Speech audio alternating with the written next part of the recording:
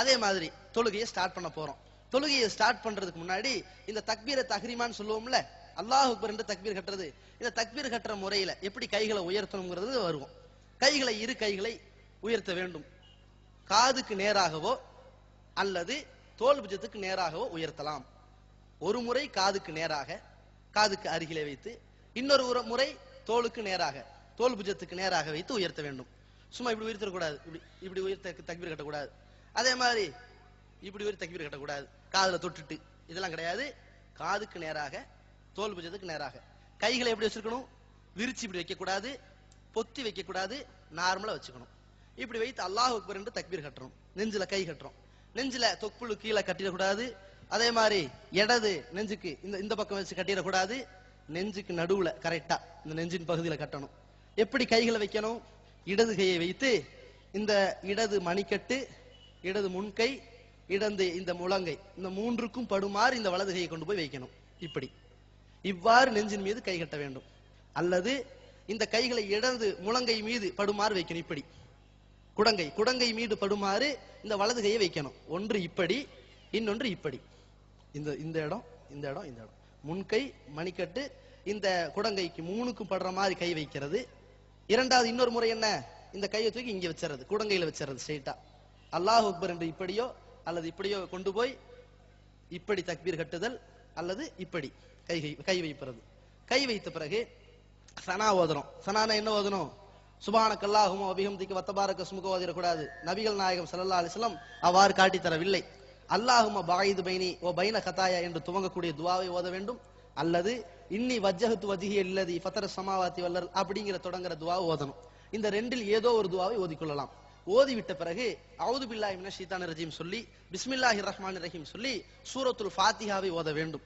சூரத்துல் ஃபாத்திஹா ஓதிய பிறகு துணை சூறாவாக ஏதாவது ஒரு சூரா, குல் ஹுவல்லாஹ் சூரா, உங்களுக்கு தெரிஞ்ச சூறாவை ஓதணும். இது ஓதும் பொழுது நம்முடைய பார்வை, நிக்கிறோம்ல, நிக்கிறதுல சில முறைகளை சொல்லிக்கணும். நிக்கிறது எப்படி நிக்கணும்? இந்த கால்களை இப்படி விரிச்சு நிக்க கூடாது. அதே மாதிரி ரொம்ப இப்படி அட்டென்ஷன்ல போய் நின்ற கூடாது. ரெண்டுக்கும் நடுவுல இப்படி நார்மலா அவங்களுக்கு எப்படி நிக்க முடியுமோ அப்படி எப்படி நின்னுக்க வேண்டியது. நின்று தக்பீர் கட்டணும். இப்படி கட்டிக்கிறதா? சரி. அதற்கு அடுத்து இப்படி ஓதிக்கொண்டிருக்கும் பொழுது பார்வை எங்க இருக்கணும்? முன்னாடி இருக்கணும். அவ்வளவுதான். சும்மா அந்த கண் பார்வை கொஞ்சம் இப்படி இந்த வலது பக்கமா போகலாம், இடது பக்கமா போகலாம், மேல போயிடக்கூடாது. நபிகள் நாயகம் ஸல்லல்லாஹு அலைஹி வஸல்லம் இப்படி மேல பாக்குறத விட்டு தடுத்து இருக்கிறாங்க. யாரும் மேல பாக்காதீங்கன்னு சொல்லி இருக்கிறாங்க. அதே மாதிரி தொழில் இப்படி திரும்பி அதெல்லாம் கூடாது, அதையும் தடுத்திருக்கிறாங்க. அப்படி செய்யக்கூடாது. முன்னாடி இப்படி நம்ம சுஜூத் இடம் படுது இல்ல, அந்த இடத்தை பார்க்கலாம், முன்னாடி பார்க்கலாம். அதே வலது பக்கத்துல ஏதாவது இடது பக்கத்துல இப்படி இந்த பார்வை இப்படி போகலாம், மேல போயிடக்கூடாது. இதுதான் சட்டம். அதற்கு அடுத்து என்ன? அல்ஹம்து சூரா ஓதியாச்சு, துணை சூரா ஓதியாச்சு. இப்ப ருக்கு செய்ய போறோம். ருக்கு செய்யறதுக்கு முன்னாடி சும்மா அப்படி ருக்கு போயிடக்கூடாது. இரு கைகளை உயர்த்தணும். ரஃபுல் யதைன், இரு கைகளை உயர்த்துறது நபிகள் நாயகம் ஸல்லல்லாஹு அலைஹி வஸல்லம் காட்டி தந்த வழிமுறை, சுன்னத்தாக இருக்கிறது. இரு கைகளையும் தோல் புஜத்துக்கு நேராகவோ அல்லது காதுக்கு நேராகவோ தோல் புஜத்துக்கு நேராகவோ உயர்த்தி அல்லாஹ் அக்பர் என்று ருக்குக்கு போறோம். ருக்குக்கு போறதுக்கு முன்னாடி நான் ருக்கு செய்யக்கூடிய முறையை வைத்து சில அந்த முறைகளை வரிசையா உங்களுக்கு சொல்றேன். அந்த முறைகளை எல்லாம் கவனமா நீங்க கவனிங்க.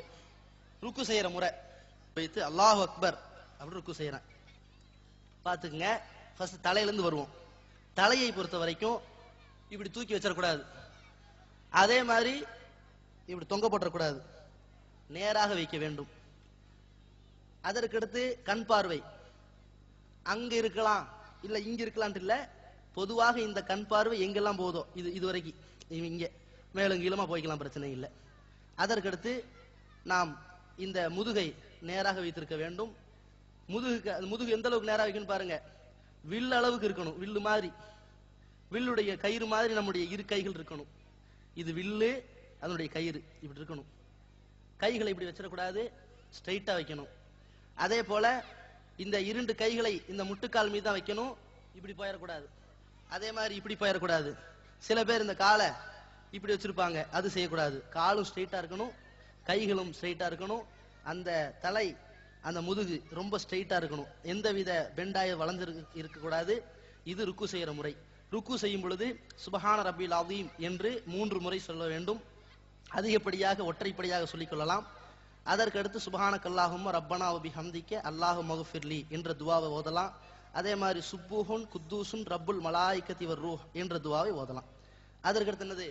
அப்படி சமி அல்லாஹு லிமன் ஹமிதா. சமி அல்லாஹு லிமன் ஹமிதா என்று சொல்லும் பொழுது இரு கைகளை காதுக்கு நேராக அல்லது தோல்புஜுக்கு நேராக வைத்து கீழே இறக்கிடணும். சமி அல்லாஹு லிமன் ஹமிதான்னு சொன்ன பிறகு இரு கையில என்ன செஞ்சிடக்கூடாது, இப்படி ஒரு தக்பீர் கட்டக்கூடாது.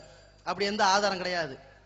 இரு மூட்டுக்கள் எல்லாம் நேராக ஆகும் அளவிற்கு நபி ஸல்லல்லாஹு அலைஹி வஸல்லம் அவர்கள் திரும்பினார்கள். ருக்கூலும் திரும்பும் போது சமி அல்லாஹு லிமன் ஹமிதான் விட்டுட்டாங்க. இதான் இருக்குது. சும்மா இப்படி தக்பீர் கட்டக்கூடாது. வெளிநாட்டுக்கு போற சில பேர் அப்படி செய்வாங்க. அதற்கு எந்த ஆதாரம் கிடையாது. அதே மாதிரி இப்ப சஜிதாவுக்கு போறோம்.